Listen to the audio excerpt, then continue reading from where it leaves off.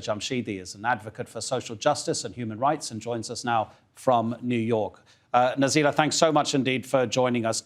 Do you think the world has a moral duty to help the Afghan people? Absolutely. It's the world's duty, is our moral obligation to help Afghan people. And also, innocent Afghan had nothing to do with the start of the war, and they had nothing to do with the end of the war and leave them in such a catastrophe. As WFP has announced, the country is facing a tsunami of hunger. 23 million of Afghans are facing imminent food shortage, and thousands of people have not been paid or have lost their job since the Taliban take over. The most important problem inside the country is lack of cash. People do not have access to any sort of money. And as I hear from the people inside the country, at least those in the cities, there are supplies in the market, but they don't have money to buy them. Banks not operating. So there are such a huge problem over the cash in the country.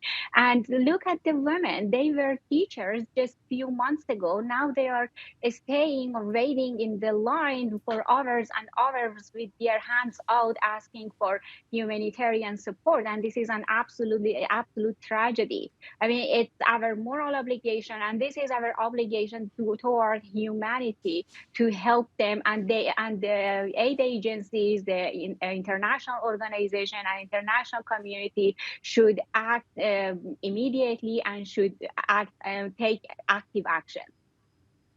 How much difference do you think it would make if the Taliban were to receive international recognition as the country's new rulers? Because that would presumably free up those international assets the Afghan government had, the one that was deposed by the Taliban in August, being held abroad. If that money were to come back, how much would that help Afghanistan, and how much is the politics of recognition damaging the people?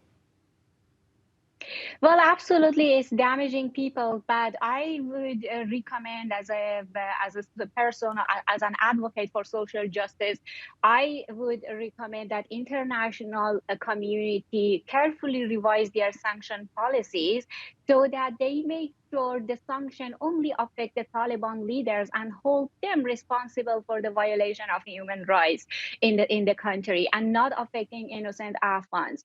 So, they really need to navigate the sanction in such a way to help Afghans have access to cash, and that means we really need to help them to have their banks operate again. And also, I should insist that the role of international organization and aid agencies is very important for now, because as the Taliban and the international community are facing the political issues, and the international community should hold the Taliban groups responsible for their action against Afghans. So in the meantime, it's aid agencies to take more active role and work closely with the local organization and civil society inside the country to reach the people and deliver the aid to people. Look, raising aid money is one thing, and spending it effectively is another thing. And in order to do so, the aid agencies need to work closely with the locals and the civil society inside the country to reach and reduce their administrative costs, instead focus on reaching neediest people. And local people can be very effective. Civil society can be very effective because they have access to the people, and they have clear overview of their society and the need of their community. So that's very important to have in mind. Nazila Jamshidi, thank you so much for joining us on TRT World. Really appreciate your time.